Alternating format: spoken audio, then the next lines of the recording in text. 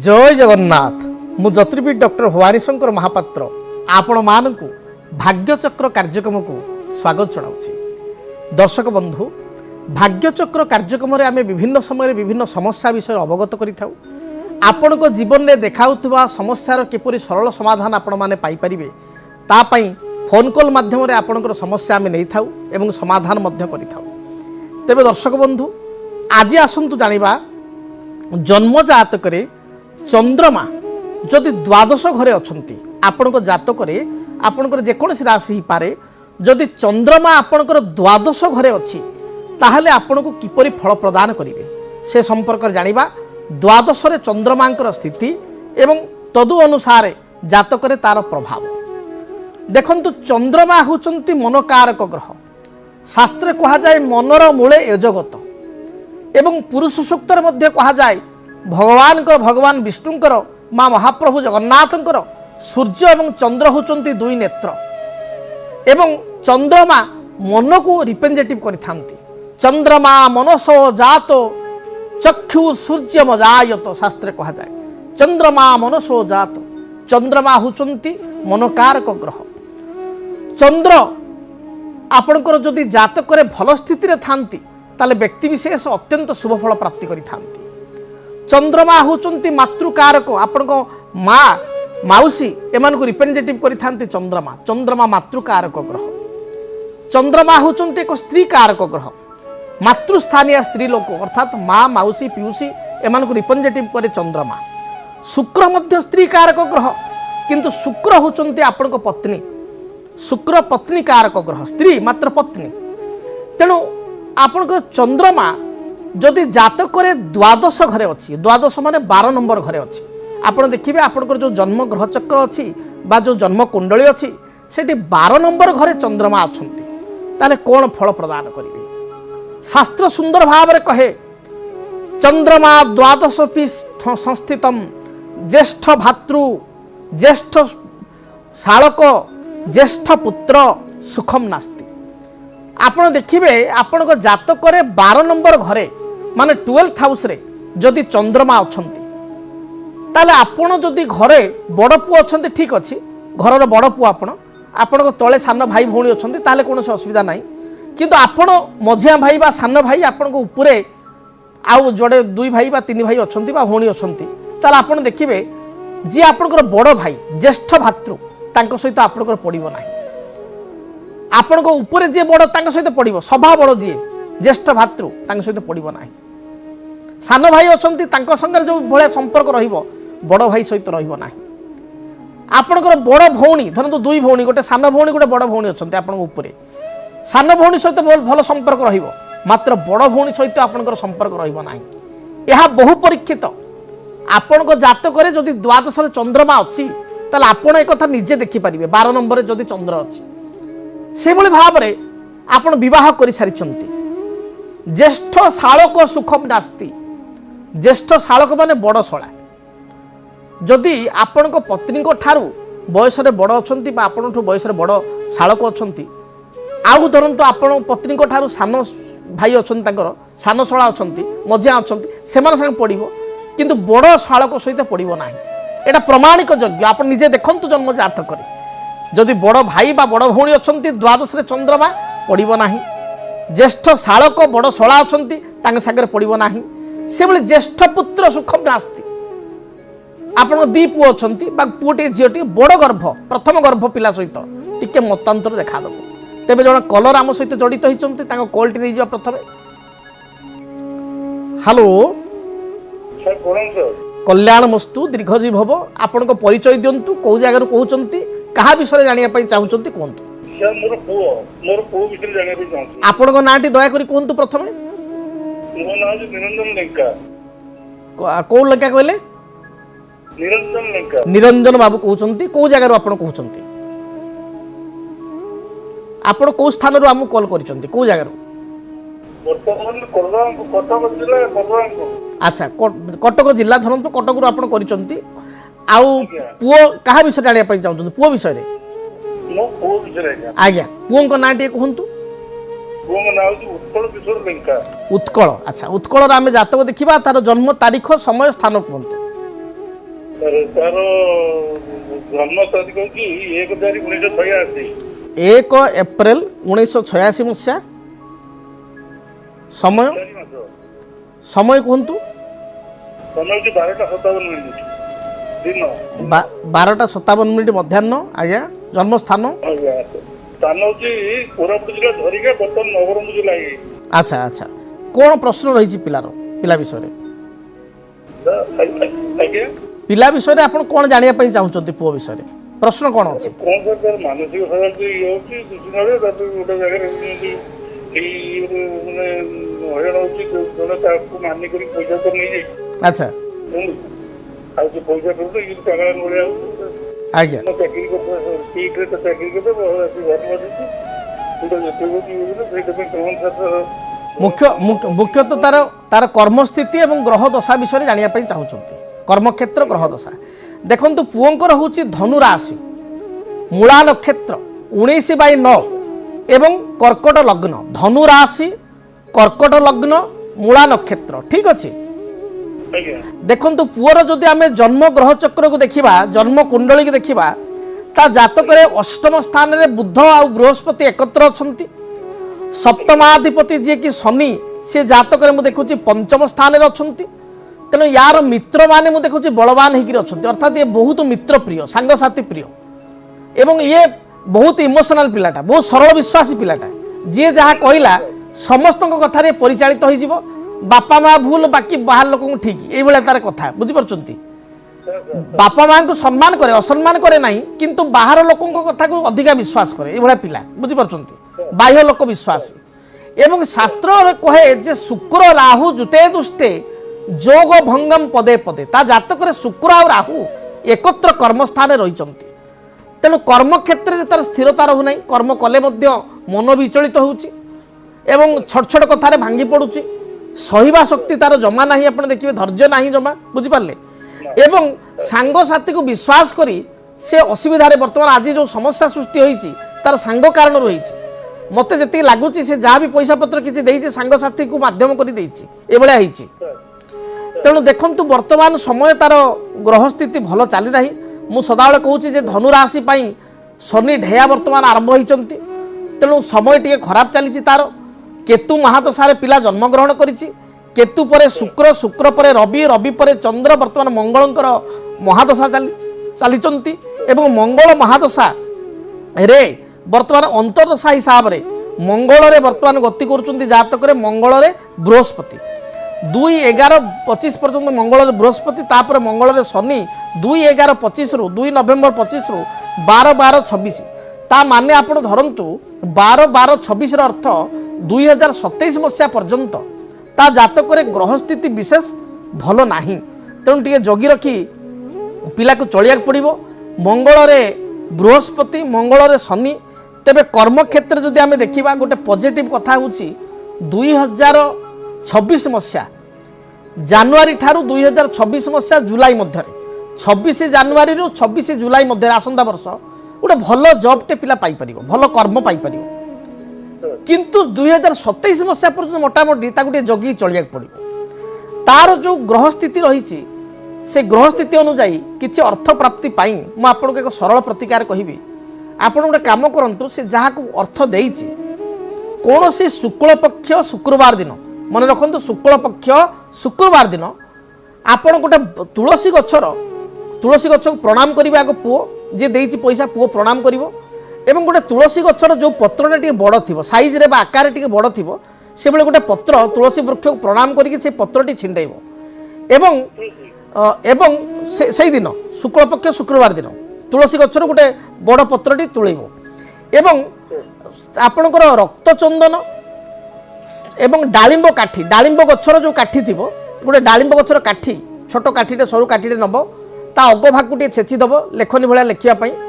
ଯେଉଁ ଲୋକଟି ତାର ପଇସା ନେଇଛି, ବୁଝିପାରିଲେ, ସେ ଲୋକର ଶ୍ରଦ୍ଧା ନାମ ବା ଡାକ ନାମ, ବୁଝିପାରିଲେ, ସେ ତୁଳସୀ ପତ୍ରରେ ଲେଖିବ, ରକ୍ତଚନ୍ଦନରେ ତୁଳସୀ ପତ୍ର ଉପରେ ଲେଖିବ ଏବଂ ତାକୁ ସେ ପତ୍ରଟିକୁ ଟିକେ ଖରା ରଖିଦେବ, ଟିକେ ଶୁଖିଗଲା ଭଳିଆ ପତ୍ରଟି, ଯେଉଁ ଲେଖାଟା ତା ନାଁ ହେଇଥିବ ଶୁଖିଗଲା ଭଳିଆ। ଗୋଟେ କାଚ ବୋତଲ, ଛୋଟ କାଚ ବୋତଲ, ଧଳା ବୋତଲ ନେବ ଏବଂ ସେଥିରେ ଅଧା महू ता देहरे पुरेब महू से काच बोतल एवं तुलसी पत्र जो नाटी लिखाई से लोकर से तुलसी पत्र नाटा टे सुखीगला ता भितर बुड़ेदब तापर से बोतल टी फुल करदेव जमीती तुलसी पत्र लिखाई नाटी महू मध्य बुड़िकी रुझिपारे एवं घरर उत्तर पूर्व ईशान्य कोण किंबा पूजा घर ठाकुर घर उत्तर पूर्व ईशान्य कोण रे गोटे धान आपणकर जो कहती जो धान रखती धान पाछिया बा डुली बा गोटे छोट धान बस्ता ता भितर से बुड़ेकी रखिए एवं तापर धान खेलीदेवे बुझिपारे देखिए हाँ ईशान्य ईशान्य कोण रे बुझिले देखिए यही प्रतिकार द्वारा लाल किताब हिसाब से एक सरल प्रतिकार ए प्रतिकार द्वारा देखिए जो व्यक्ति पैसा देइछि पैसा दौ नहीं रिटर्न करू नहीं ये कार्य करिवार 90 दिन मध्य 90 डेज मध्य तार मन विचलित हेबो ता भितर आपण मध्य पैसा ताऊ मागुथुबे बारंबार मन पकेया देखिए से लोक ठारू जहाँ पैसा से देइछि धीरे धीरे किछि मात्रा रे 90 दिन भितर आदाय करि परिबे एवं पिलार जो मन अस्थिर होउछि चंचल होउछि ता पई तार ग्रह दशा बहुत खराब चली से गोटे माणिक्य पिंधा देवे डाहाण हाथ अनामिका आंगुठी 6 ରୁ 7 रति मध्य 6.5 ରୁ 7.5 रति मध्य गोटे माणिक्य बा रूबी से रिंग फिंगर रे धारण करिवो पंचधातु रे धारण करिवो बा सुना मुद्रे धारण करिवो जेमति आपण सुविधा ताको धारण करिवे देखिबे जहाँ भी तार बाधा विघ्न रहिछि ता दूरीभूत हेबो आगु को तार मुंड स्थिर हेबो ए जो तरतरिया होउछि तुरबुरिया होउछि से गुण तार कटिवो एवं शुभ फल से फ्यूचर रे पाई परिवो बुझिले तेणु आपण जो प्रतिकार कहली से प्रतिकार गुड़ी को करंतु धन्यवाद तेबे दर्शक बंधु आज आम आलोचना करूथुलु जे द्वादश चंद्र संपर्क रे मु आपण कहली द्वादश रे चंद्र रहिले ज्येष्ठ भातृ ज्येष्ठ शालक ज्येष्ठ पुत्र बा ज्येष्ठ कन्या सुखम नास्ति तेणु आपण ए कथा को परीक्षा करि परिबे निज जन्म जातक परीक्षा करेंगे जो द्वादश आपण चंद्र अच्छी आपण ही निजे परीक्षक हेबे एवं आपण सार केते जो ठीक कहले भवानी सार निजे मतामत देबे आपण से भली भाव में गोटे झीटी जातक द्वादश चंद्रमा अच्छी तार मध्य बड़ भाई सहित पड़ो ना सान भाई मझिया भाई मान सब पड़ो बा बड़ भौणी सान भौणी सहित आपंकर सान भौणी मझिया भौणी सहित पड़ो कि बड़ भौणी थी बड़ भौणी सहित पड़ो ना बह पर जो शाशुघर को झीटी जीव शाशुघर नणद निश्चय थे जदि बड़ नणद थे एवं सान नणद थे सान नणद बा मझिया नणद सागे जिते संपर्क भल रहिबो बड़ नणद सहित रहिबो नाही बड़ देढ़शुर बा बड़ जांक सहित पड़ो ना सान दियर बा जा थिले संपर्क भल रहिबो किंतु बड़ देढ़शुर बड़ जा सहित रहिबो नाही ए कथा निजे आपण परीक्षा करिके देखंतु एवं सबुठार दुखर विषय होउची चंद्रमा द्वादश रे थिले व्यक्ति विशेष कौन हुए ना जमी बा भूमि को लेकिन बहुत समय लिटिगेशन हुए पड़ोशी मान सहित अकारण बहुत समय कल हुए तेणु द्वादश चंद्रमा जदि थांती तार प्रतिकार बा निराकरण करवा निहाती आवश्यक आउ जने कलर आम सहित जड़ित अच्छा कॉल टी नवा हेलो हेलो किए कहते कौ जगार कहते आप परिचय कहतु सर नमस्कार सर नमस्कार कल्याणमस्तु भगवान आपंकर मंगल करंतु कहा विषय जानिया पई चाहुचंती अरे मन निज विचार खाली गुटे क्वेश्चन सर को पचारे चाहते कहतु सर ओ लेखन तो ଟିକେ ମୋ डेट ऑफ आपनकर आगो ना कहतु आज्ञा सर देवव्रत महांती को जगार कहउचंती आपण आज्ञा सर मयूरभंज देवव्रत बाबू मयूरभंज कहउचंती मयूरभंज को जगार मयूरभंज सर सर एमपी तो मु जन्म होई गां रे किंतु माने ना ना आपण रहउचंती वर्तमान कोठी वासस्थान कोठी आपनकर आम बासस्थान सर रायरमपुर सर गां रे ताले रायरमपुर अच्छा रायरमपुर आपण करिसंती एवं मयूरभंज जिल्ला रो करिसंती देवव्रत बाबू आपण जन्म तारीख कोनतो सर मु बाहर अछि एबे बाहर रहउचंती बाहर माने कोठी रहउचंती सर एटा बेंगलोर सर लास्ट जगह माने जो अच्छा अच्छा बुझली बुझली माने आपण को घर मयूरभंज जिल्ला रायरमपुर रे मात्र वर्तमान आपण बेंगलोर हम फोन करिसंती जा हो धन्यवाद दूर आपण करिसंती बेंगलोर बहुत खुशी लागिला कार्यक्रम आपण देखुचंती प्रत्येक दिन कार्यक्रम आपण देखुचंती कार्यक्रम के मु देखिले सर खाली सुनतो ना हां कोंतु ए जो sir date of birth sir 1994 हाँ पूरा तारीख आगो कोंतु तारीख समय मसिया हाँ sir date of birth 1994 October 21 Friday 21 ଅକ୍ଟୋବର 1994 ମସିହା। हाँ 21 तारीख sir Friday evening time 5:25 14 second 5 घंटा 25 मिनिट। ना सर हाँ 5:25 मिनट 14 सेकंड। अच्छा, जन्म स्थान? जन्मस्थान सर से ये सर मामू घर ही तो जन्म होई किंतु जिल्ला तो सर मधुबनी। अच्छा, ठीक अच्छे। कौन प्रश्न जानिया कौन चाहते? सर माने लव मैरिज ना अरेंज मैरिज? 2/1 द्विजा नक्षत्र मेष राशि। ठीक अच्छे। मेष राशि बोली जानिଛ? आज्ञा मेष राशि बोली जानिଛ? आज्ञा मेष राशि द्विजा नक्षत्र 2/1 मेष लग्न मध्य। प्रश्न होची जे लव मैरिज करिवो कि अरेंज मैरिज करिवो? आज्ञा जातक लग्न रे चंद्रकेतु रहिचंती एवं जातक चतुर्थ रे मंगल नीच होइकरी अछंती। चतुर्थाधिपति चंद्रमा जातक लग्न रे केतुयुक्त, शनि पंचम स्थान को देखुची। देखंतु लव जोग अच्छी जातक भल पाइबा जोग अच्छी, मात्र भल पाइबा झीटी जे स्त्री हो पार भविष्य को बह करें ए कथार बाधा अच्छी। परिवार ए कथार बाधा अच्छी, समस्या अच्छी। परिवार लोके राजी हेबे नहीं बा विवाह को लेकर किसी बाधा आसब एक कथा देखा एमती हो कि प्रतिकार जदि देखा शुणु प्रतिकार आपण से झीर जातक देखा दरकार। तेबे जदि जातक देखा आपण जहाँ को भल पाँच जीवन साथी रूप से पाइबा चाहूँगी आपण बाधक होती शनि। शनि गोटे बाड़ी अला वृक्ष कुंडे लगातु, भूई अला वृक्ष चंदन सिंदूर दीप धूप अपराजिता फूल दे रेगुलार शनि ग्रह पूजा करंतु। एवं ता सहित भगवान राधाकृष्ण गोटे फोटो जो जुगल मूर्ति राधाकृष्ण जो एकत्र थे एवं जुगल मूर्ति एवं राधाकृष्ण उभय बंशी धरी गोटे बंशी को राधाकृष्ण फुंकुवे, गोटे पटे राधांकर मुख थी गोटे पटे कृष्णकर मुख थी, गोटे बंशी को फुंकुवे। से भाई एक मूर्ति को बा फोटो को आप पूजा करंतु।